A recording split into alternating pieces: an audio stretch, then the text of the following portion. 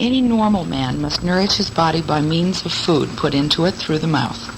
This process takes time, quite apart from the lengthy preparations and the digestions that accompany it. Between the ages of 20 and 50, John Doe spends some 20,000 hours chewing and swallowing food, more than 800 days and nights of steady eating. The mere contemplation of this fact is upsetting enough. Therefore, we should think on what La Rochefoucauld said. To eat is a necessity, but to eat intelligently is an art.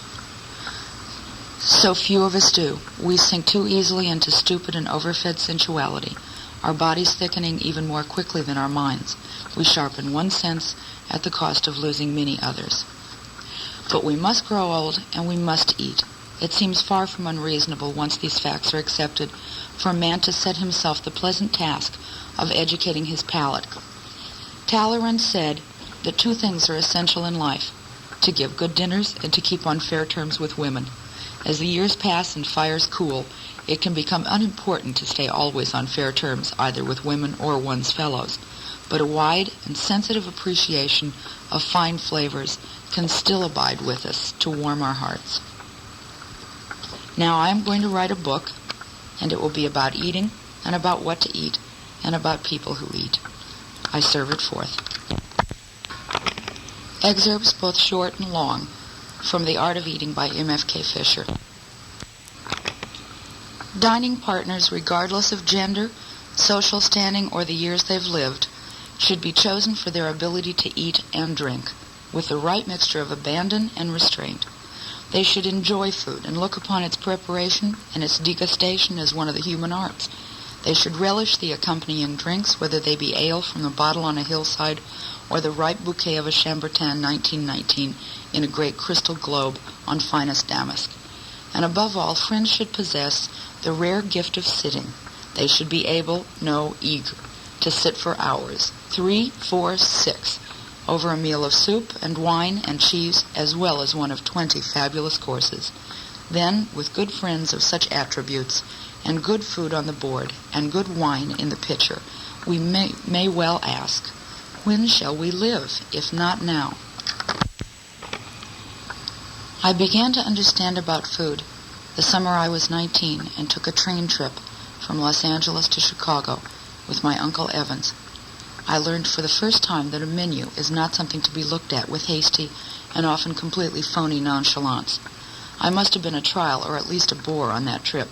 I was horribly self-conscious. I wanted everybody to look at me and think me the most fascinating creature in the world, and yet I died a small, hideous death if I saw even one person throw a casual glance my way. In the dining car, which was an unusually good one, rather the way the Broadway Limited was to be later, with an agreeable smooth dash to it, I would glance hastily at the menu and then murmur the name of something familiar, like lamb chops. But you know what lamb chops taste like, my uncle would say casually. Why not have something exciting? Why not order, how about Eastern scallops? Yes, he'd go on before I could do more than gulp awkwardly. We'll have scallops tonight, Captain, and I think an avocado cocktail with plenty of fresh lime juice, and so forth. My uncle was so quiet about it that he made me feel free and happy, and those dinners with him are the only things I remember about the long, hot, filthy trip. Then when we got to Chicago, his son met us. Bernard was by far the brainiest member of our generation in the family, on Mother's side, and I was much in awe of him. He may even have been of me, for other reasons, of course, but he never showed it. The minute I saw his solemn young face under its big brow, I forgot all of the ease that being with my uncle had brought me. And when we went into the station restaurant for dinner and my uncle asked me what I would like to eat, I mumbled stiffly, "Oh, anything, thank you." That was an excellent restaurant, a rather small room with paneled walls and comfortable chairs and old but expert waiters. It was the Union Station, I think. I went back years later and found it had a good wine list and a good chef. It was like coming full circle to find satisfaction there where I had first started to search for it. Anything, I said, and then I looked at my uncle and saw through all my gaucherie my really painful wish to be sophisticated and polished before him and his brilliant son, that he was looking back at me with a cold, speculative, somewhat disgusted look in his brown eyes. It was as if he was saying, "You stupid, uncouth young ninny, How dare you say such a thoughtless thing when I bother to bring you to a good place to eat, when I bother to spend my time and my son's time on you, when I've been so patient with you for the last 5 days. I don't even know how long that took, but I knew that it was a very important time in my life. I looked at my menu, really looked at it with all my brain for the first time. "Just a minute, please," I said very calmly. I stayed quite cool, like a surgeon when he begins an operation, or maybe a chess player opening a tournament. Finally, I said to Uncle Evans, without batting an eye, "I'd like iced consommé, please, and then sweetbreads sauclouche and a watercress salad, and I'll order the rest later." I remember that he sat back in his chair a little bit, and I knew that he was proud of me, and very fond of me, and I was too. And never since then have I let myself say, or even think, anything, about a meal, even if I had to eat it alone, with death in the house, or in my heart. 1929-1930. Paris was everything that I had dreamed. The late September when we first went there, it should always be seen the first time, with the eyes of childhood or of love. I was almost 21, but much younger than girls are now, I think, and I was wrapped in a passionate mist of first marriage. Al and I stayed on the Quai Voltaire. That was before the trees were cut down, and in the morning I would stand on our balcony and watch him walk slowly along by the bookstalls and wave to him if he looked up at me, and then I would get into bed again. The hot chocolate and the rich croissants were the most delicious things there in bed with the Seine flowing past me and pigeons wheeling around the grey palace mansardes that I'd ever eaten. They were really the first thing I'd tasted since we were married, tasted maybe to remember. They were a part of the warmth and excitement of that hotel room, with all of Paris waiting. But then Paris was too full of people we knew. Al's friends, most of them on the long vac from English universities, were full of Lady Chatterley's Lover and the addresses of quaint little restaurants where everybody spoke in very clipped, often newly acquired British accents and drank sparkling Burgundy. My friends, most of them middle-aged women living in Paris on allowances from their American husbands because of the good exchange, were expensive, generous, foolish souls who needed several champagne cocktails at the Ritz bar after their daily shopping, and were improving their French by reading a page a week from Ariel. Al and I got out as soon as we politely could, or a little sooner, not downcast because we knew we would come back. On the way to Dijon, we had lunch in the courtyard of an old post hotel at Avalon. The food was not bad, but not very good, when you knew what it might have been, under such a famous chef as they had. But that September noon in 1929, when Al and I ate in the courtyard with two kind, silly women, and felt ourselves getting nearer and nearer to Dijon, one important thing happened. We were hungry and everything tasted good, but I forget now what we ate, except for a kind of soufflé of potatoes. It was hot, light, with a brown crust, and probably chives and grated Parmesan cheese were somewhere in it. But the great thing about it was that it was served alone, in a course, all by itself. I felt a secret justification swell in me, a pride such as I've seldom known since, because all my life, it seemed, I'd been wondering rebelliously about potatoes. I didn't care much for them, except for one furtive and largely unsatisfied period of yearning for mashed potatoes with catsup on them when I was about 11. I almost resented them, in fact, or rather the monotonous disinterest with which they were always treated. I'd felt that they could be good if they were cooked respectfully. At home we had them at least once a day with meat. You didn't say meat, you said meat and potatoes. They were mashed, baked, boiled, and when Grandma was away, fixed in a casserole with cream sauce and called, somewhat optimistically, Potatoes O'Brien. It was shameful, I always felt, and stupid, too, to reduce a potentially important food to such a menial position, and to take time every day to cook it, doggedly, with perfunctory compulsion. If I ever had my way, I thought I would make a delicious thing of potatoes, that they would be a whole meal, and never would I think of them as the last part of the word of meat and. And now, here in the sunny courtyard of the first really French restaurant I'd ever been in, I saw my theory proved. It was a fine moment. We arrived at Dijon and stayed at the Cloche, mainly because it was the biggest and best-known place in town. We knew too little yet to appreciate its famous cellars, and found the meals fairly dull in the big, grim dining room.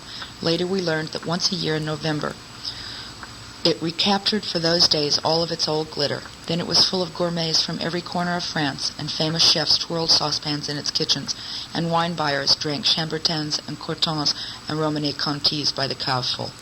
But for us it was not the place to be, and while Al was blissfully submerging himself in the warm, safe bath of university life, filling out scholarly questionnaires and choosing his own library corner for writing, which he soon exchanged for a quiet table at the Café de Paris, I hopped in and out of fiacres looking for a flat to live in. I could not always tell the brothels from the reputable houses, and managed to interrupt several business transactions and even exchange a few embarrassed salutations with unbuttoned university friends before I found the little apartment we were to live in. It was in a low quarter, everyone assured us with horror. The tram ran past it, and it looked down on a little square that once had held the guillotine, and now, under the shade of thick plantains, housed 2 or 3 pissoirs and an occasional wandering sideshow, with small shops all around. Indeed, the quarter was so low that several Dijonnais who had been friendly with us stopped seeing us altogether. What had been an amusing social pastime in the fairly dull town life, coming to tea with us, safely surrounded as we were before by mayors and bishops and the smell of 13th century cellars, became an impossibility when it meant for them walking through streets that were obviously inhabited by nothing but artisans and laborers. We basked in our new freedom and absorbed sounds and vapors never met in a politer life. Our apartment was 2 floors above a pastry shop, au fin gourmet, and was very clean and airy with a nice smell. The smell was what made me decide to take it, after days of backing confusedly out of brothels and looking at rooms dark and noisome and as lewdly suggestive as the old crones who showed them to me. We signed several official certificates, bending over peach tarts and a row of soggy babas to reach the ink bottle. The proprietor looked at our signatures and asked, "Married?" "Yes," Al said, raising one eyebrow almost invisibly in a way that meant, in those days at least, that in spite of his politely innocent manner, his words carried a tremendous reprimand or correction or general social commentary. "Yes, you see we have the same name, and I have marked us as Monsieur and Madame." "Well," the man said, "it is less than nothing to me, you understand, but the police, they must be satisfied." He looked amicably at us, wiped his hands on his sugary apron, and marked out the Madame and my profession as student. In place of it he wrote, "Monsieur Fisher and woman." There was a big room with a shiny but uneven tiled floor and 2 wide windows looking down on the dusty little square. The bed, half in, half out, a little alcove, did not keep everything from looking spacious and pleasant, especially when we pushed the round table into the corner and put books on the fake mantelpiece under the wavy old mirror. There was a kind of cupboard.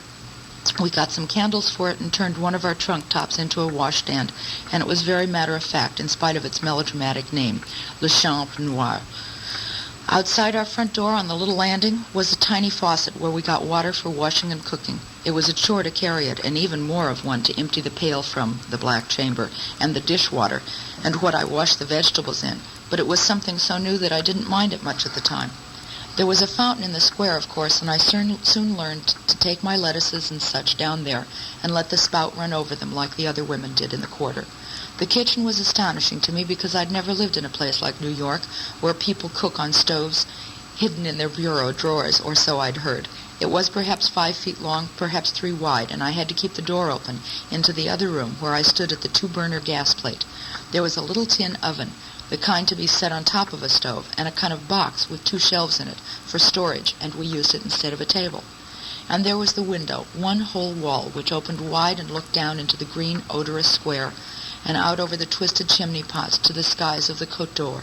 It was a wonderful window, one of the best I can ever remember, and what I saw and thought and felt as I stood in it with my hands on the food for us, those months will always be a good part of me. Of course we celebrated the first night in the new place and dined well and late at Ribadeau's, so that in the morning it was fun to lie in our niched bed and listen to the new noises. They made a pattern that we soon knew, the workers in their hard shoes, then the luckier ones with bicycles, and all the bells ringing, the shop shutters being unhooked and folded back by sleepy apprentices, a great beating of pillows and mattresses, so that now and then brown feathers floated past our windows, and always the clanging of the little trams going into the center of things. That first morning there was something more, something we were to hear every Wednesday and Saturday, a kind of whispering, pattering rush of women's feet, all pointed one way. I should have listened harder and learned. When we finally got up and went to the little cafe on the corner for our breakfast, we saw that the soft rushing came from hundreds of women, all hurrying silently, all dressed in black and carrying black string bags or pushing little carts and empty baby buggies. And while we were sitting there in the sun, two easy-going foreigners, some of the women started coming back against the stream, and I knew that they had come from the big market, Leal. Their bags and carts were heavy now, so that the hands that held and pushed them were puffed and red. I saw the crooked curls of green beans and squashes, the bruised outer leaves of lettuces, stiff yellow chicken legs, and I saw that the women were tired but full of a kind of peace. I had no black string bag, no old perambulator, but I had a husband who enjoyed the dark necessity of eating, as I did myself, and I had a little stove. So I stood up. It was almost noon and too late now to go to that market. I planned innocently to pick up enough food at the local stores to last until the next regular day, and headed for a store I'd often passed, where pans hung in rows in the window, and on the sidewalk clay casseroles and pots lay piled. The first week I tried to feed us was almost too difficult. I learned 100 things, all the hard way. How to keep butter without ice, how to have good salads every day, when they could only be bought twice a week, and there was no place to keep them cool, no place to keep them all, really. How to buy milk and eggs and cheeses, and when and where. I learned that Leal were literally the only place to get fresh vegetables, and that 2 heads of cauliflower and a kilo of potatoes and some endive weighed about 40 pounds after I'd spent half an hour walking to the market and an hour there and missed 3 crowded trams home again. I learned that you bought meat and hard cheese and such by the kilo, but that butter and grated cheese, no matter how much you wanted, were always measured in grams. I learned that the stall makers in the market were tough, loud-mouthed people who loved to mock you and collect a little crowd, and that they were friendly and kind, too, if you didn't mind their teasing. I learned always to take my own supply of old newspapers for wrapping things, and my own bowls and cans for cream and milk and such. I learned with the tiredest feat of my life that feeding people in a town like Dijon in 1929 meant walking endless cobbled miles from one little shop to another, butter here, sausage there, bananas someplace else, and rice and sugar and coffee in still other places. It was the longest, most discouraging, most exciting and satisfying week I could remember, and I look back on it now with an envy that is no less real for being nostalgic. I don't think I could or would ever do it again. I'm too old. But then in the town I loved, and with the man I loved, it was just fine. We ate well, too. It was the first real day-to-day, meal-after-meal cooking I'd ever done, and was only a little less complicated than performing an appendectomy on a life raft. But after I got used to hauling water, and putting together 3 courses on a table the size of a bandana, and lighting the portable oven without blowing myself clear into the living room instead of only halfway, it was fun. We bought 4 plates and 4 forks instead of 2 so that we could entertain. Several of the people we knew found it impossible to condone our new address, even with the words whimsical and utterly mad, and very conveniently arranged always to meet us in restaurants when they wanted to see us. The faithful ones who picked their way through the crowded streets and up our immaculately clean tenement steps were few, and they were always welcome. I wanted to invite the Regagniers, but even if we could have asked them to bring their own plates and forks, I did not think the little stove would be able to cook anything they would honestly, or even politely, call a meal.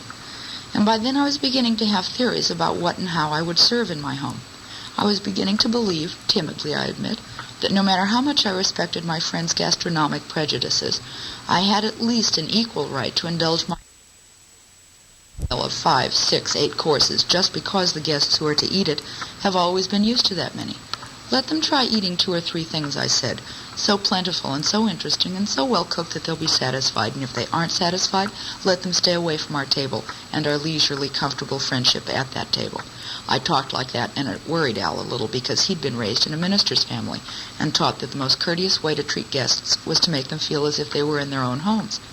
I, to his well-controlled embarrassment, was beginning to feel quite sure that one of the best things I could do for 9/10 of the people I knew was to give them something that would make them forget home and all it stood for a few blessed moments at least. I still believe this, and have found that it makes cooking for people exciting and amusing for me, and often astonishingly stimulating for them. My meals shake them from their routines, not only of meat, potatoes, and gravy, but of thought, of behavior. Occasionally, I'm fond enough of a person to realize that any such spiritual upset brought about by my serving an exotic or an eccentric dish would probably do more harm than good, and then I bow. It is usually women past middle age who thus confound me, and I have to be very fond of them indeed. They are few, fortunately, and in spite of my solicitude, I still think sometimes I'm betraying them and myself too. Perhaps it's not too late for them, I think. Perhaps next time they come I will blast their safe, tidy little lives with a big tureen of hot borscht and some garlic toast and salad, instead of the fruit cocktail, fish meat, vegetable salad, dessert, and coffee they tuck daintily away 7 times a week and expect me to provide for them also. Perhaps they should feel this safe sand blow away, so that their heads are uncovered for a time, so that they will have to taste not only the solid honesty of my red borscht, but the new flavor of the changing world. But when they come, they're so polite, so dazed, so genteelly dead already. The people who came oftenest to our room above the Fin Gourmet were Nora, on her free Thursday afternoons away from the convent, and the American student Lawrence, who was like our brother. They were both simple people and reassuring. For Nora, I would get a pitcher of milk and a pot of honey. I'd put them with the pat of sweet butter on the table and a big square block of the plain kind of Dijon gingerbread that was called pavé de santé. There would be late grapes and pears in a big bowl. Nora and I would sit by the open window, listening to the street sounds and playing Bach and Debussy and Josephine Baker on the tinny, portable phonograph. The food was full of enchantment to my sister after her gray meals in the convent, and she ate with slow, voluptuous concentration. Lawrence was just as satisfactory. He came for real meals, of course, and always brought a bottle of red wine, cheap but good. There would be candles on the table, because the one light bulb in the room was far in the opposite corner by the bed. We would have a big salad always, and something I had made in one of the clay casseroles. I invented with gusto, and after the first days of experimenting with stoves, pots, and the markets, I turned out some fine, odorous things. Our long stay with the Regagniers, where Lawrence still lived, had given us all a lust for simplicity after Madame's heady sauces. As I remember, the thing we all liked best with the salad and Lawrence's wine was a casserole of cauliflower, and bread and fruit afterwards. I made it so often that it became as natural as sneezing to me, and I was put off the track completely when I got back to America and found how different it was. The manner of doing it, the flavor, everything. There in Dijon, the cauliflowers were small and very succulent, grown in that ancient soil. I separated the flowerlets and dropped them in boiling water for just a few minutes. Then I drained them and put them in a wide, shallow casserole and covered them with heavy cream and a thick sprinkling of freshly grated Gruyere, the nice rubbery kind that didn't come from Switzerland at all, but from the Jura. It was called râpé in the market and was grated while you watched in a soft, cloudy pile onto your piece of paper. I put some fresh pepper over the top, and in a way I can't remember now, the little tin oven heated the whole thing and melted the cheese and browned it, and as soon as that had happened, we ate it. The cream and the cheese had come together into a perfect sauce, and the little flowers were tender and fresh. We cleaned our plates with bits of crisp bread crust and drank the wine, and Al and Lawrence planned to write books about Aristotle and Robinson Jeffers, and probably themselves, and I planned a few things too. And as I say, once back in California, after so many of those casseroles, I found I could never make one. The vegetable was watery, and there was no cream thick enough, or unpasteurized and fresh. The cheese was dry and oily, not soft and light. I had to make a sauce with flour in it. I could concoct a good dish still, but it was never so innocent, so simple. And then where was the crisp bread, where the honest wine, and where were our young, uncomplicated hungers too? 1932. One night about 10 o'clock, perhaps a week after Al was awarded his doctorate at the Faculté, we stopped on our way home from a dinner party and stood looking at each other for a minute in the cold street. Then without a word we headed for the station. We bought 2 tickets for Strasbourg on the midnight train, that midnight, not the one a week away when we had planned to go. Most of our things were ready to be shipped. We arranged with the station master to have them brought from our apartment in a day or 2. Then we ran down the back streets to our flat, routed out the saw-faced cake maker who lived just below us, and arranged in 5 minutes all such questions of refunds, taxes, rental papers, as he would have preferred to spend 5 hours on. We threw what wasn't already packed into suitcases. We left the door open on our dear little apartment without one backward glance of regret or even gratitude. And when we were finally sitting in the Buffet de la Guerre, drinking a last coffee with the porter who had become our friend in the past years, we breathed again. We were fleeing. We were refugees from the far-famed Burgundian cuisine. We were sneaking away from a round of dinner parties that we both felt calmly sure would kill us before another week was over. Ever since Al's masterly and amusing public oral defense thesis, which drew almost as big a crowd in the faculty amphitheater as had the last visit from a footloose Balkan regent, we had been deluged with invitations. Most of them were from lawyers, viscounts, and even professors who, in spite of the obvious cordiality of the faculty dean and the rector towards us, had peered suspiciously at us over the tops of their newspapers and waited until now to bestow the accolade of their social recognition. For almost 2.5 years they had watched us and observed, to their cynical amazement, that we were breaking every precedent established by former American students. We stayed. We didn't get drunk. Al actually worked hard enough to be awarded a degree, and I actually let other men alone, in spite of wearing the same color lipstick as the upper bracket broads. And now we were guaranteed safe. Al had earned a right to wear a little round bonnet edged with rabbit fur, and I, fortunate among all women, could now look forward to being the wife of a full professor some day, instead of just an instructor. They really seemed charming, people whispered about us in the discreetest drawing rooms of Dijon. Lunch, a small dinner perhaps. Suddenly we were like catnip, after all those blessed months of being stinkweed. The closed doors swung open and we found ourselves drowning in a sea of Burgundy's proudest vintages. Cognacs, fire, snails, pâtés, always a great chilled fish and toto on a platter, venison, pheasants, and a dozen rich brown odorous baths, intricate ices, and well-laced beaten creams, and all of them served to the weighty tune of polite conversation, part condescending and part awed. It was just too much for us. The unsuspected strain of getting ready for the doctorate, and then this well-meant deluge of hospitable curiosity, made us feel that we must press lettuce leaves upon our brows or die. Coolness. And that is why we were hiding in the buffet that cold November night. We suddenly felt rested, knowing the train was almost there for us. We would send telegrams. I would write letters. We would explain. Our friend the porter piled us into the compartment. We shook hands. The train shivered for a minute and then started to pull northward. It was early morning when we got to Strasbourg. By then we were numb with weariness. We went across the big square in front of the station to a hotel, and it wasn't until almost 18 hours later that we woke up enough to realize that we were in the biggest bed either of us had ever seen. It must have been 10 feet across, and it was clean and very comfortable, and we felt fine. Our watches had stopped, and when we telephoned to the clerk, we found that it was long after midnight. He sent us up some cold sausages and rolls and beer. We ate every crumb and licked the foam from stein rims, and then slept again for several hours. When we awoke the second time, we felt even finer. Al had his precious doctorate, and we were in love, and Strasbourg lay before us. We bathed and dressed, and went out into the icy streets. There were already little ranks of fir trees in the Place Kléber, and gingerbread stands readied for Christmas. We went to the Kammersel house. It was almost objectionably quaint, but downstairs there was a cozy little tap room, and upstairs in the small restaurant the food was always better than good.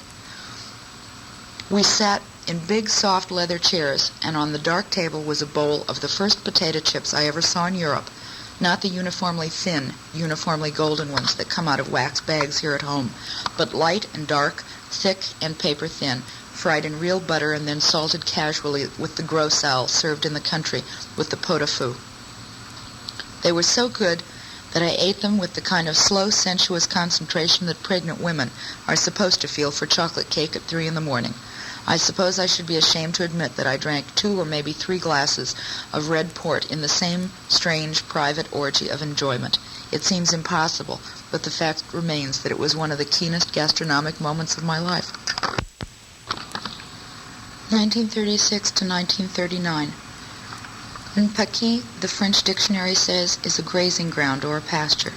But when we bought our home in Switzerland and found that it had been called a Paquis for several centuries by all the country people near it, we knew that it meant much more than pasture to them.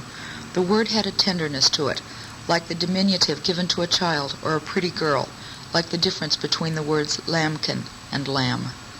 One reason our Paquis had this special meaning was that it was almost the only piece of land in all the abrupt terraced steeps of the wine coast between Lausanne and Vevey that did not have grapes on it.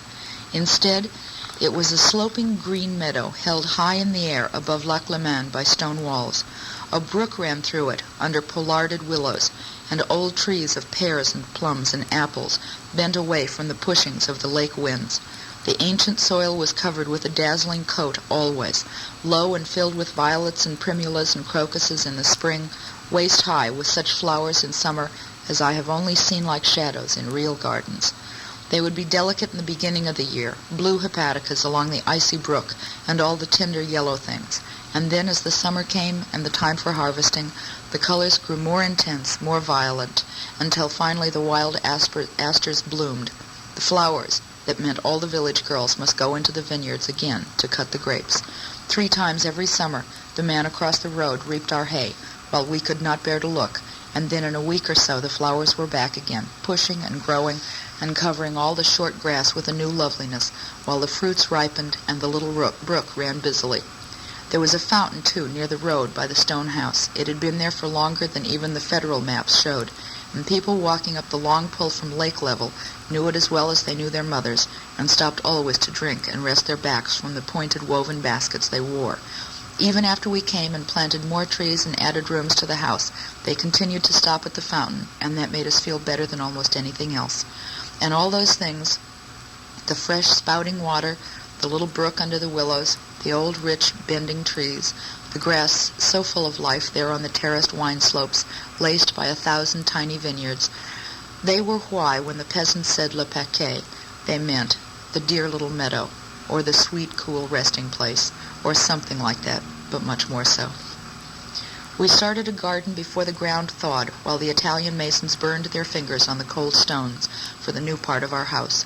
We had to make all the beds in small terraces, hard work in the beginning, but wonderful to work in later, when the paths were set and the little patches lay almost waist-high, waiting to be cared for.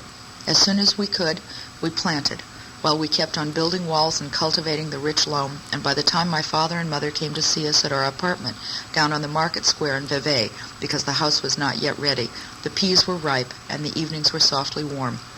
We would go up into the hills from town after the working men had left, and spread our supper cloth on a table under the terrace apple tree, among all the last rubble of the building. As fast as Father and Chebret could pick the peas, Mother and I would shell them, and then on a little fire of shavings I'd cook them, perhaps 4 or 5 minutes, in a heavy casserole, swirling them in butter and their own steam. We'd eat them with little cold pullets cooked for us in Vevey, and good bread, and the thin white wine of the coast that lay about us. The evening breeze would freshen across the long sweep of the lake, and as the Savoy Alps blackened above the water, and it turned to flat pewter over the edge of the terrace, the first summer lights of Evian far down towards Geneva winked red at us. It was always hard to leave. We'd put our things silently into the baskets and then drive with the top of the car lowered along the narrow walled roads of the Corniche until we came to a village where we could sit again on a terrace and drink bitter coffee in the darkness. Chebret was a fine gardener. He read books and liked to experiment with new ways of doing things, and besides all that he had the feeling of growth and fertility and the seasons in his bones and in his flesh. I learned all the time from him, and we worked together 2 summers at Le Paquet. Peasants of our village and all the vineyardists thought we were crazy not to leave such work for hired gardeners who knew. They used to lean over the walls watching us, occasionally calling suggestions, and it embarrassed us when oftener than not we did things as they had never been done before there in the district, and got much better results for less effort in less space. That seemed almost like cheating when we were newcomers, and foreigners too. But why should we put in 50 tomato plants with elaborate stakes, as our neighbors told us to do, when we could get as much fruit from 10 plants put in the way we thought best? Chebret studied the winds, the soil, the way the rains came, and he knew more about how to grow things than the peasants could have learned in 1,000 years, in spite of their cruel toiling. He felt truly apologetic about it. Our garden grew and grew, and we went almost every day up the hill to the sanatorium for poor children, with the back of our little green Fiat filled with fresh things to eat. I canned often, too. We had 3 cellars, and I filled one of them with beautiful, gleaming jars for the winter.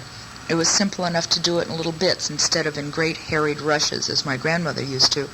And when I went down into the coolness and saw all the things sitting there so richly quiet on the shelves, I had a special feeling of contentment. It was a reassurance of safety against hunger, very primitive and very satisfying. I canned tomatoes and beans and vegetable juices and many kinds of pickles and catsups more for the fun of it than because we wanted them. and plums and peaches and all the fruits. I made a few jams for company and several big jars of brandied things. I was lucky. Nothing spoiled. Everything was good. When we left before the war came, it was hard to give up all the bottles of liqueurs, not yet ripe enough to taste. Harder than anything except the bottles in the wine cellar, some still resting from their trips from Burgundy, and all our own wine made from the little yellow grapes of our vineyard for the 2 years past. In spite of the full shelves in the cellar, though, and our trips up the hill for the children, and the baskets we took to friends in Vevey whenever we could stop gardening long enough to go down, things grew too fast for us. It was the oldest soil either of us had ever touched, and it seemed almost bursting with life, just as it was alive with insects and little creatures and 100 kinds of worms waiting to eat what grew in it. We ran a kind of race with it, exciting and exhausting. One time, Chabray put down his hoe and said loudly, "By God, I'll not be dictated to. I'll show you who's boss." He was talking to the earth, and like a dutiful wife, I followed him up past the violently fertile terraces to the house, and listened while he telephoned to the casino at Evian, and reserved a table in the main dining room, and ordered an astonishing meal, and the wines for it. I despaired somewhat in dressing. My nails were rough and stained, and I was too thin and much too brown for the dress I wanted to wear, and high heels felt strange on my feet. But by the time we had driven over the Haute Corniche to Lausanne, right into the setting sun, and had sat at a little deck table on the way to Evian, wrapped in a kind of sleepy silence that those lake boats always had for us, I felt more beautiful than possible, and I knew that Chabray in his white dinner coat and his white topknot was that way too. The maitre d' and the barman and the sommelier agreed, and when we got to the casino, it was a decadent, delightful night. But when we drove into Le Paquet in the first shy sunlight, we shed our city clothes and bathed and put on dungarees again and hurried down into the garden. We had been away too long. We grew beautiful salads, a dozen different kinds and several herbs. There were shallots and onion and garlic, and I braided them into long silky ropes and hung them over the rafters in the attic. In one of the cellars we stored cabbage and apples and tomatoes and other things on slatted shelves or in bins, and all the time we ate what we were growing. The local cuisine was heavy, a wintry diet influenced by the many German Swiss who lived nearby. I talked more with the Italian Swiss and learned ways of cooking vegetables in their own juices with sweet butter or a little thick olive oil to encourage them. Tomatoes and onions and sweet peppers and eggplants and all the summer things, and Chabray could fry tomatoes the way his family cook Mattie did in Delaware, so that the slices were dark brown and crisp all the way through, and yet delicate and tender. Sometimes we made corn oysters. We'd sit right by the stove and lift the shaggy little cakes from the hot butter onto our plates and float them down with beer, chilled in our fountain. The part of the house we added to the little stone building was, I suppose, quite impractical for anyone but us. It disturbed and shocked the architect and all the contractors for floor and plumbing and such, because it was designed so that we, the owners of the place, could be its cooks and servants. That was not becoming to our station. We got what we wanted, though, and the kitchen and pantry were part of the living room, up and down a few steps, around a corner or two, so that music and talk and fine smells moved at liberty from one to the other. It was fun to invite Swiss people there for meals. They were baffled and titillated. Once in the winter, I remember some oddly mixed expatriates and a French-Swiss friends came from Montreux. They knew us only in restaurants and as dancing partners and such until then, because we were too content, alone at Le Paquet, to invite many others there. And they were frankly curious about the house and the way we lived, so different from anything they knew. Because it was winter and the dormant garden gave us leisure, Chabray and I had made everything ready long before they came. After conventional canapés for the conventional people we knew our guests to be, so that they would not be alarmed at the start, we planned to let them serve themselves in the kitchen, from a large pot of really masterful stew, and a big salad, and a basket of crisp rolls made up in the village that afternoon. Then there was to be a chilled bowl of pears, baked in a way I'd evolved, with honey and kirsch, and served with sour cream. In the kitchen there was only the casserole on top of the stove, while the salad chilled in the cellar with the dessert, and the rolls waited warmly in a napkin-lined basket out of sight. Plates and silver tools looked like part of a pattern on the old dresser. The ventilator whirred almost silently, and in the wide, deep windows my ferns moved a little. There were pictures on the walls and cookbooks mixed with pewter plates on the open shelves, and it was indeed a deceptive place to be called a kitchen in the average vocabulary. When the people came, they exclaimed, as everyone did at the first sight of the big living room, with the windows looking over the terrace and the far lake into another land. Then, Almost frightened by the distance of their vision, they came down near the fireplace and comforted themselves with its warmth and the reassurance of the drinks waiting for them on the long oak table. In many polite ways they began to ask about the house. Was it true we had no servants living with us, and only part-time help from the village? But how? But what? But they began to look alarmed, thinking of their long cold drive from Montreux to this strange place without a dining room, without a cook, or even a maid. And when they wandered up the stairs into what they could only guess to be a kind of stage kitchen, they saw no signs and smelled no smells of supper. Their faces were long and dismal under all the politeness. Chabray and I let them suffer until we thought the alcoholic intake was fairly well adjusted to their 12 or 15 rather jaded bodies. Then, with the smug skill of two magicians, we flicked away the empty glasses and the tired canapes and slid the salad and the rolls into place on the old dresser. He gave the ragout a few odorous stirs, while I saw that the little tables in the living room were clear of ashtrays and such, and the puzzled, hungry people, almost tittering with relief and excitement, flocked like children into the kitchen for their suppers. They ate, and talked as they had not dared to talk for too many years, and laughed a great deal. 1937-1939. The beginnings of war and chaos and death had been swirling around us in Switzerland for years.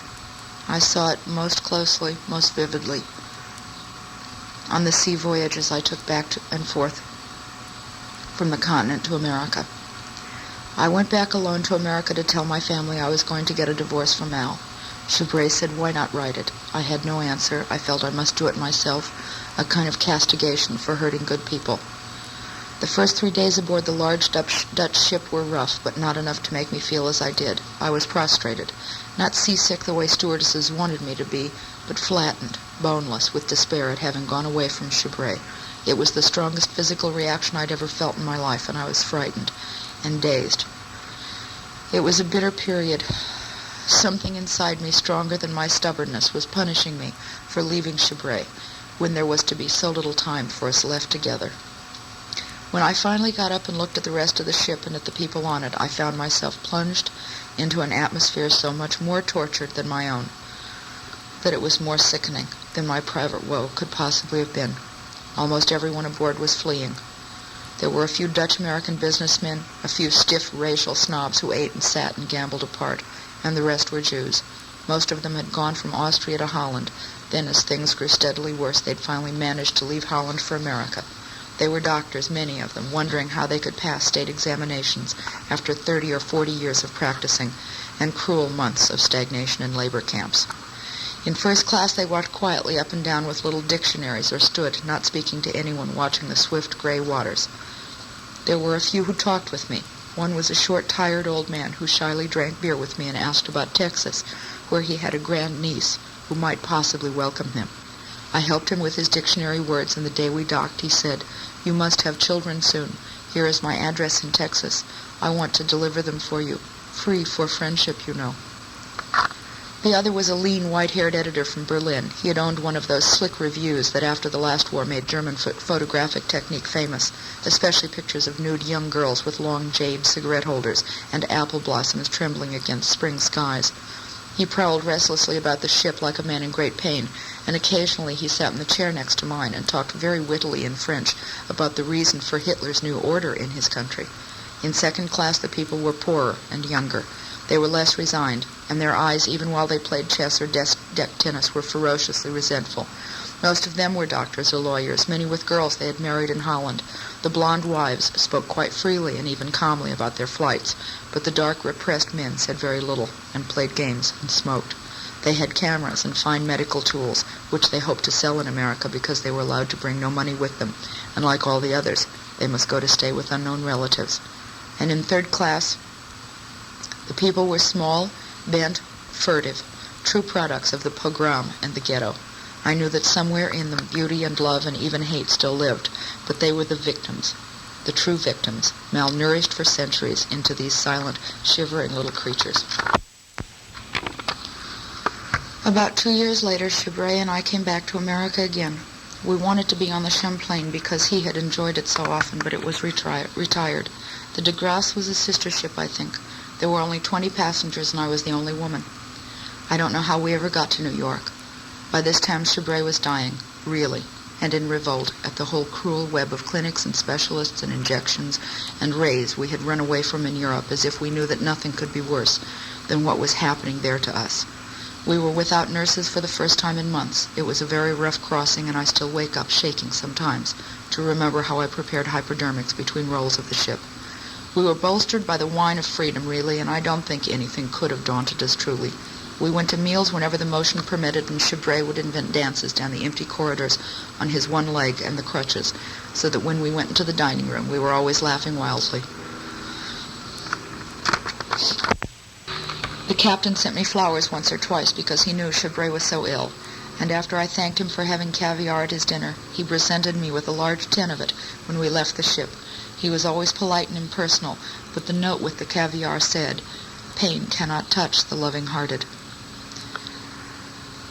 We knew what was happening and how to cope with it as long as he lived, and we were like two happy ghosts, I really think. We were charmed, so that doors opened and people smiled shyly, and everywhere there was decency and cleanliness and light. It sounds fatuous to say it, but it was so. We had to go back to Switzerland to close our house forever and sell many of our goods and to get medicine for him, figured coldly to last as long as he did. And that sounds not fatuous, but grim and ugly, and it never was. We were then immune to everything that summer.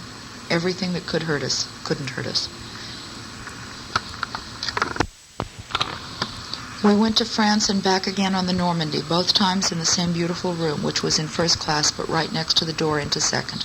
Second was easier for Chibray, smaller, and with fewer stairs and such. The Normandy was the loveliest ship I ever saw. It wasn't a ship the way the little Dutch one had been, but at the same time there was nothing vulgar or pretentious or snobbish about it like some of the others. And shavings to the lounge, where we sat in soft chairs by the glass wall and looked out, past the people setting themselves to the blue water. We drank champagne or sometimes beer, slowly, and talked to each other, because there was so much to say and so little time to say it. I have probably talked more to Chibray and he to me than to all the other people put together in both of our lives. We often wondered about it, how we could talk so much and never bore each other. The wine served perhaps as a kind of delicate lubricant, but without it, it would have been the same. Then we went slowly down to lunch. We had a table near the door, easy for Chibray, and there we watched the people coming in and out and drank more beer or a good wine, whatever we'd started with. We ate lightly but well. By then we knew just about what Chibray needed and could stand, and although I ate more than he, it was in the same way, not grimly, because we must still live, but with much enjoyment always. And after lunch we rested. It sounds silly, but the way we had to move about and even sit down or sneeze was a great deal of work for both of us. In order to stay self-controlled and blissful the way we were, we did have to rest a good deal. About 4 o'clock we would go up to the lounge again and turn our backs on the ocean to watch a movie. We had never liked movies, but this time, sitting in the slowly rolling, gently shaking body of the great ship, watching the artful foolery unwind on the screen, they seemed a natural part of the whole trance-like voyage we were making.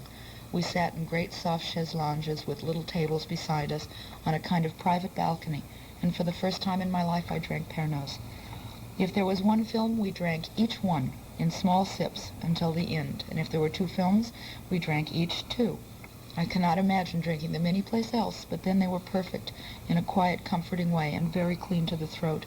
And before dinner we drank more champagne, watching the sun set through the thick glass walls, and after dinner, which we sometimes ordered at noon to please our waiter, who was convinced we were starving to death, we drank still more, or sometimes cognac. Then we went to bed again, and 2 or 3 times in the night we would start talking, and eat a few of the little sandwiches the worried waiter sent down to us, and drink some hot consommé or more brandy. Even when New York loomed near us, we felt outward bound. I bent gently at my fingers.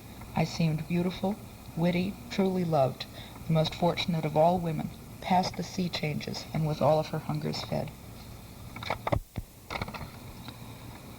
The Flaw, 1939. There was a train, not a particularly good one, that stopped at Vevey about 10 in the morning on the way to Italy. Chibray and I used to take it to Milano. It had a restaurant car, an old-fashioned one, with the agreeable austerity of a third-class station cafe about it. Brown wooden walls and seats, bare tables, unless you ordered the highest-priced lunch, and a few faded advertisements for aspirina Bayer, permanently crooked above the windows. There was one table next to the galley where the cooks and the waiters sat. In the morning they would be talking and sorting greens for salad, and cutting the tops off radishes for the hors d'oeuvres, and in the early afternoon they would eat enormously of some things that had been on the menu and some that certainly had not. There was always a big straw-wrapped flask of red wine with them. Sometimes the head chef smoked while he drank or read parts of a newspaper aloud, but usually he worked with his helpers, and if one or two of the waiters sat there, he worked too. We liked to go into the restaurant partly because of the cooks, who after a polite salute ignored us, and partly because of the waiters, who were always the same ones.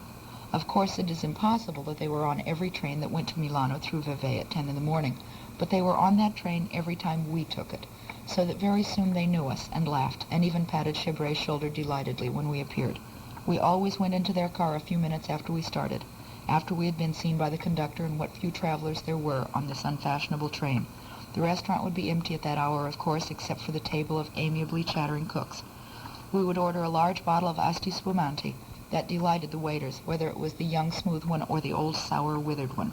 We would sit drinking it slightly warm from the thick train goblets, talking and watching the flat floor of the Valais grow narrower and wilder, waiting as always with a kind of excited dread for the first plunge into the Simplon. The champagne would stay in us. In that familiar ordeal, we'd drink gratefully, feeling the train sway, knowing a small taste of death and rebirth, as all men do in swift passage through a tunnel. When we came out finally into the light again, and the high mountains, we'd lift our glasses silently to each other, and feel less foolish to see that the cooks, too, had known the same nameless stress as we. Then people would begin to come in for lunch, and we'd go back to our compartment. The younger waiter would always call us when there were only a few more people to serve, in an hour or so. Usually both waiters took care of us. They seemed to find us strange and interesting enough to crack their cosmic ennui, and in some way fragile, so they protected us. They would come swaying down the aisle as we ate, crying, "There will be a few bumps. Hold tight, monsieur, madame, I will help you." Then they would grasp the wine and usually my arm, and we would, it's true, make a few mild grating noises over some repairs in the road. Then they would gasp with relief and scuttle away. One more crisis safely passed. It made us feel a little silly. But it was fun, too. Almost everyone likes to feel pampered by public servants.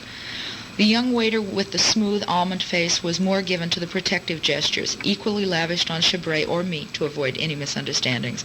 But the older one, whose body was bent and whose face was truly the most cynical I've ever seen, was the one who watched our eating. He hovered like an evil-visaged hawk while we ordered, and we soon found that instead of advising changes then, he would simply substitute in the kitchen what he preferred to have us enjoy that day. After the first surprise it was fun, but we always kept up the bluff of looking at the menu and then watching him pretend to memorize our order. One thing he permitted us, simplicity. The people who traveled on the train were the kind who liked plain food, and plenty of it. The menu might or might not list meat or fish, but it always had pasty of some kind, and lentils or beans cooked with herbs, and of course, fine, honest garden salad. Then there would be one or two antipasti, the radishes we had watched being fixed in butter for them in rather limp and sooty curls, and hard-boiled eggs and sliced salami. There would be cheese for dessert with fruit, fat cherries or peaches or grapes or oranges, according to the season, and always green almonds in the spring.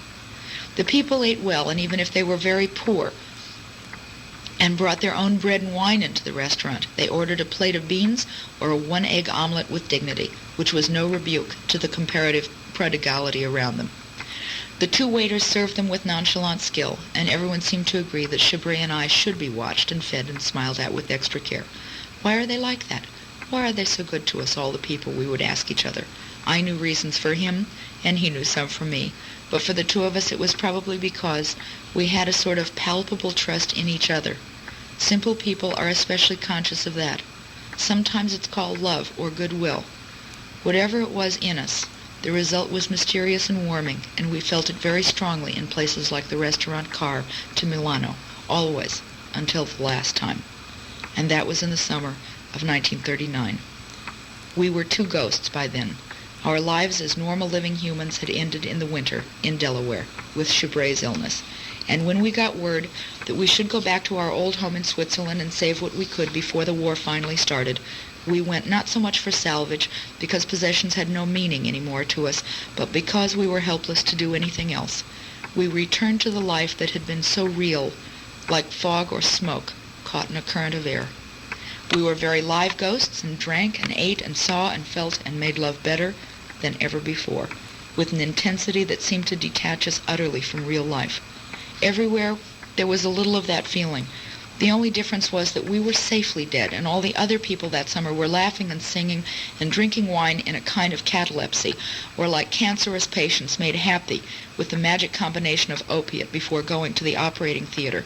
We had finished with all that business, and they had still to go through it. They looked at us with a kind of envious respect, knowing that war was coming to them, but that we were somehow past it, and everywhere we went, except the one time on the Milano train, we moved beatifically incommunicado, archangels on leave. None could touch us, just as none could be harmed by our knowledge of pain yet to be felt. The train was the same. By then we had grown almost used to miracles, and when the young almond-faced waiter stood in the door of the compartment and gaped helplessly at seeing us, we laughed. He stammered and sputtered, all the time shaking our hands and laughing, and it was plain that he had buried us long since. When he saw what had happened to Chabris, he turned very red, and then said quickly, trying not to stare, "But the Asti, at once it will be very chic to drink it here."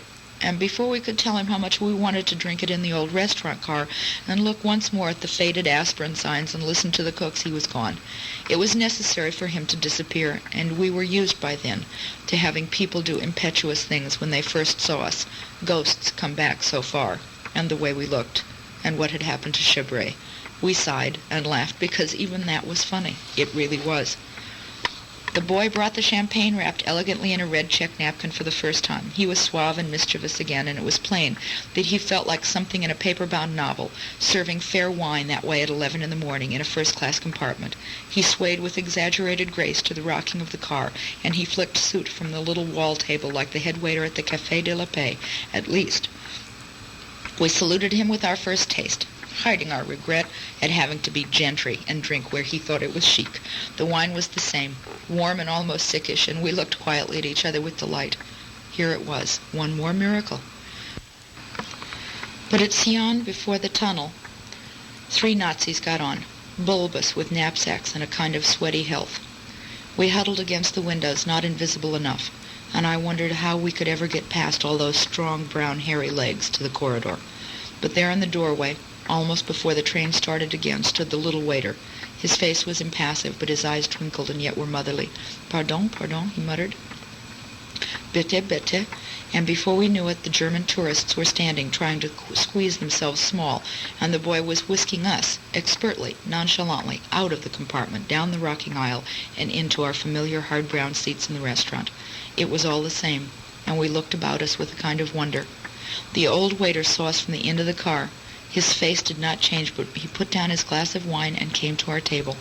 The boy started to say something to him in an Italian dialect. It was like "ni suis," but the old man motioned him brusquely aside. His face was still the most cynical I had ever seen, but his eyes were full with tears.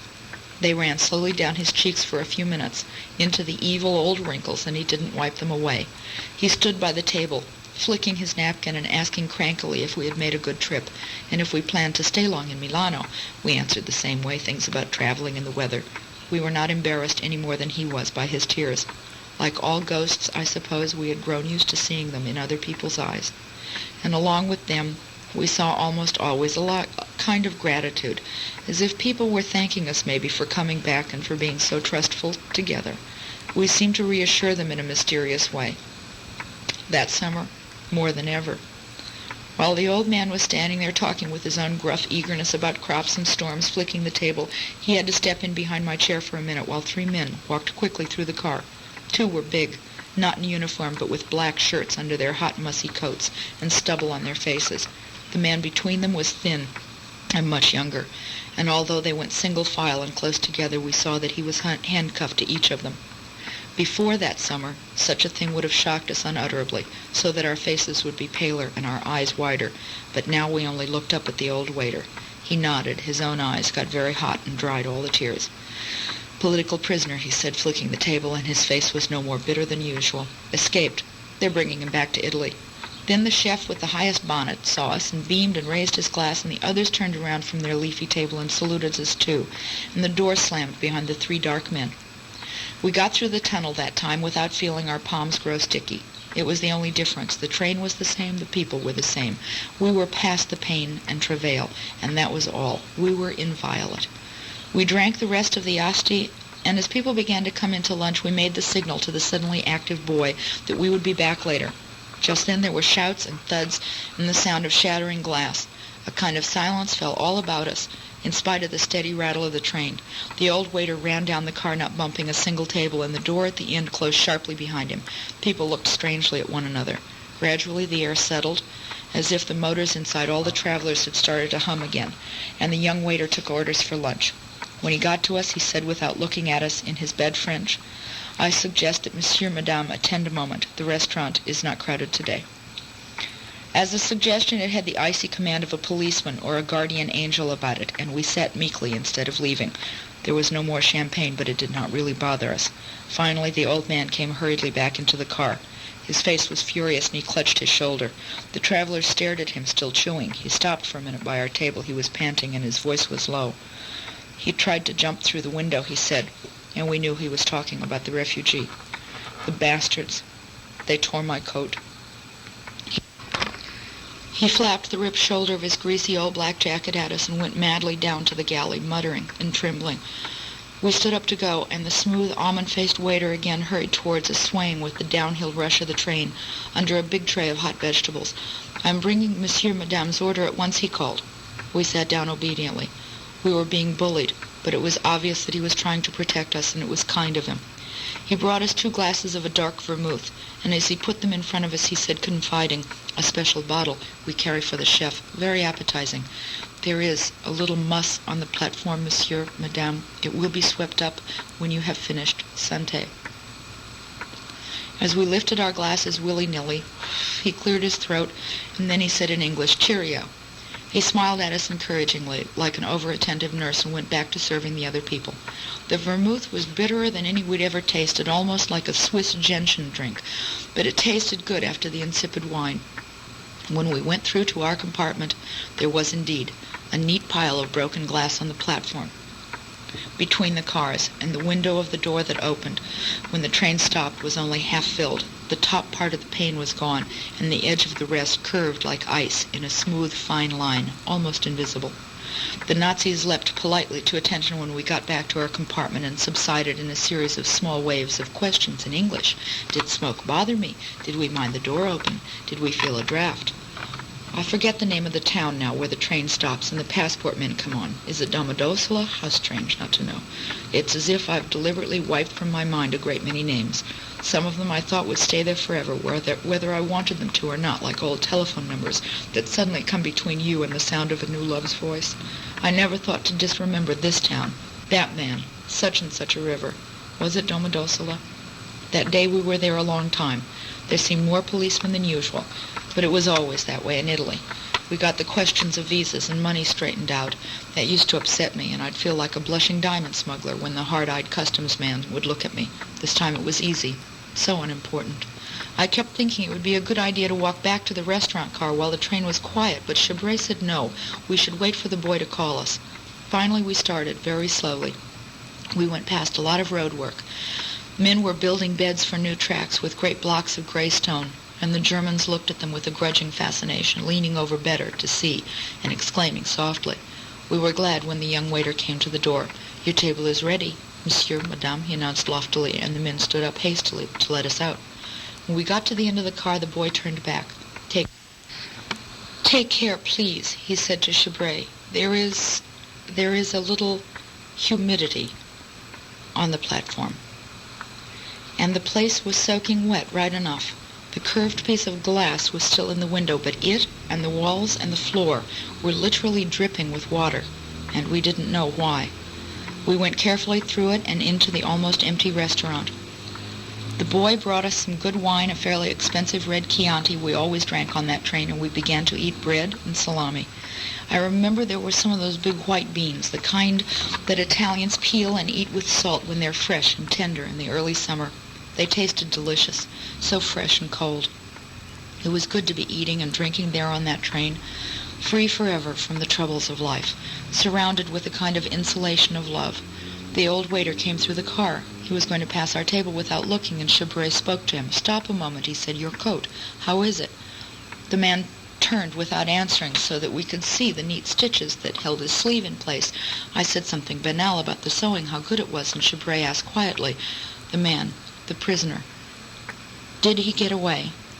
The old man suddenly looked at us, and his eyes were hateful, as if he loathed us.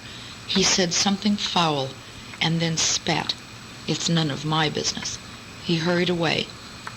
We could not even turn to watch him. It was so shocking. We sat without any movement for quite a time. I could feel my heart beat heavily, and my throat was as if it was in an iron collar, the way it used to be when Chibray became first ill. Finally, I looked at the few people still eating, and it seemed to me as if they met my eyes with a kind of hatred too. Not as awful as the old man's, but crouching there. There was fear in it, and fear all around me. Chibray's face was full of pain. It was the first time it had come through for weeks, the first time since we started to drift like two happy ghosts along the current of our lives together.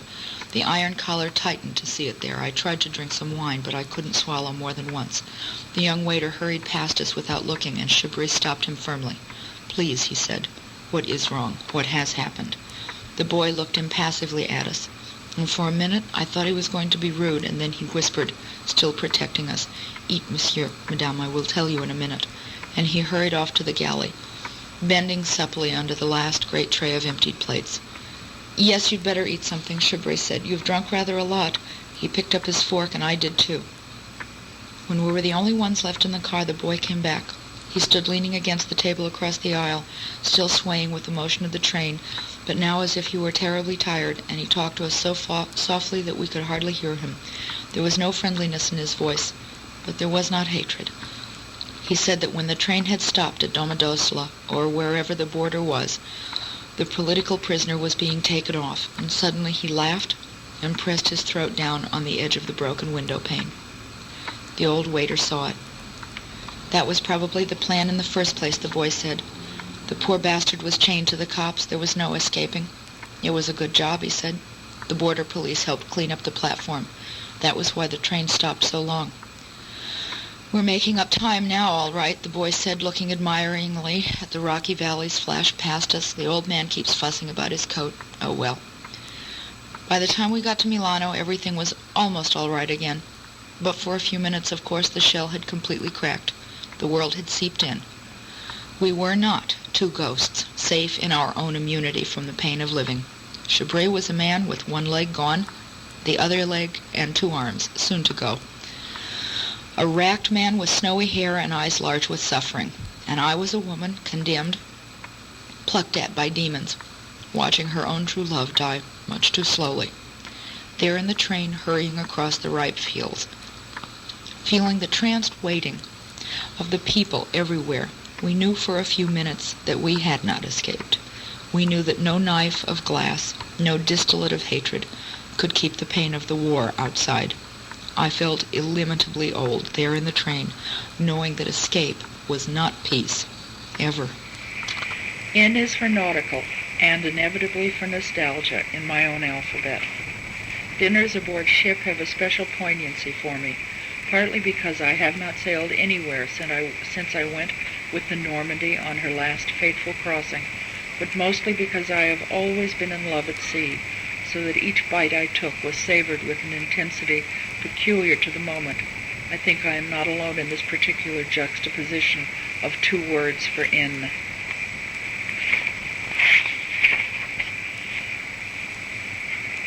Early in my travelings, I found that for my own peace of mind I must shun most of my fellow passengers. I could not cope with their behavior there at sea level, where so many social inhibitions went overboard, with the protocol of stuffiness on one hand and the licentious whoring on the other. I worked out my own pattern, dictated by my condition of the moment. I slept and read, rolling like a delicately balanced log with the ship until noon. Then, after various sybaritic dabblings, I went to the bar, not the main one, but a tiny place familiar with leather chairs and peanuts in bowls, and a discreetly gossipy man named some variation of Fritz, who poured fine beer or made impeccable martinis. I took beer, and I could have been in the Lausanne Palace or the Ritz or... There was dignity about the very banality of the place. I sensed it and sat back, watching Fritz's ears prick to gossip and his busy eyes flicker cynically over the sleep-flattened faces in front of him. Then I went to lunch, not in the dining salon, but in a little restaurant where I had engaged my table before the ship sailed. I ate and drank, and in a drugged way it was fun. I always skipped tea, just as I skipped breakfast, and the mid-morning consomme and crackers, even though tea had a ghoulishly interesting concert that came with it. The ritual of dressing is a pleasure so removed from the present that I look back on it with much the same helpless emotion that I feel about a 10-pound tin of caviar a friend brought me to Dijon from Moscow in 1931. I can only dream of its present impossibility, as I do of the hot water and the countless towels and the dreamy leisure. Before dinner, ordered in advance from a sheet which had nothing to do with the vulgar printed menu of the main dining salon, I drank either champagne or two very dry martinis, depending on whether the captain's chart marked the wind velocity at 3 or at 7. Dinner in the club, which suddenly might sprout orchids on its walls or pine branches from the black forest, behind which tired invisible cabin boys tootled bird whistles. Dinner was indeed exquisite. And then after dancing perhaps, or talking in the bar, my bar, came the best part of the pattern, when I went to my cabin, and there in the soft light by my bed was the same curiously exciting and satisfying thing each night: a split of my favorite champagne in a little silver bucket, and a silver plate of the thinnest sandwiches in the world, made knowingly of unbuttered fine bread, slivered breast of chicken, and a generous amount of cayenne pepper. I really do not understand what chord it was in my nature that always vibrated at this sight, but hum and twang it did, inevitably, and still does in my mind.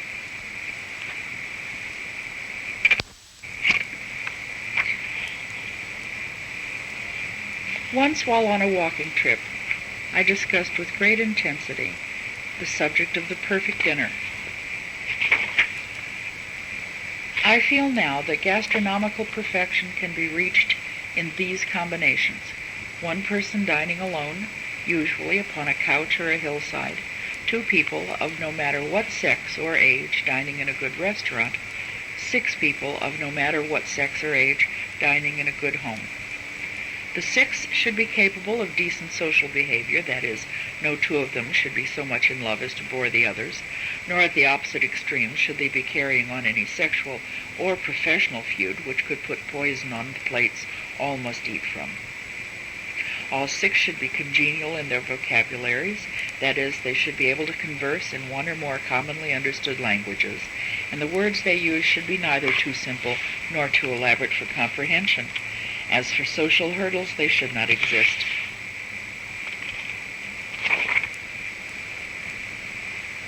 A meal which might be perfect for six well-chosen guests to enjoy and linger over in a small room amply candlelit would perforce depend upon the 100 aspects already hinted at of place, weather, temperament, and such. Hunger and fare to good health are basic requirements. Given then 6 people, 2 beautiful, 1 intelligent, 3 of correlated professions, such as architecture, music, and photography, a cool autumn evening with perhaps enough wind outside to make the dining room sound more like a haven than usual, a good cook. I believe I have slyly kept last-minute preparations to their minimum, so I appear uninterested in anything but my guests. We have martinis or sherry before we enter the dining room, and red caviar in a generous bowl, it being easier to be generous with the red caviar than the black or the gray just now. There is thin, dark bread with a pat of sweet butter and cut linens. The dining room table is set with warm colors, this being autumn: reds, brown-handled knives, strong plates and sturdy goblets, pink and purple grapes in the center, a very blunt decoration indeed. First we drink a hot consommé doublé of equal parts clam juice and veal stock, to carry the fish taste over to the coming meat, and laced with dry vermouth instead of sherry to interrelate the martinis and the wine to follow. That will be a firm, rich burgundy, too heavy for anything but celebrations. Next comes an almost medieval platter of rump roast baked artfully with prunes and smothered in a sauce. It falls under the knife in hearty slices, and there is a casserole of wide noodles in butter to go with it and take up some of the heady juices. The wine flows down happily. The 6 people talk, move with a new ease upon their seats and in their skins.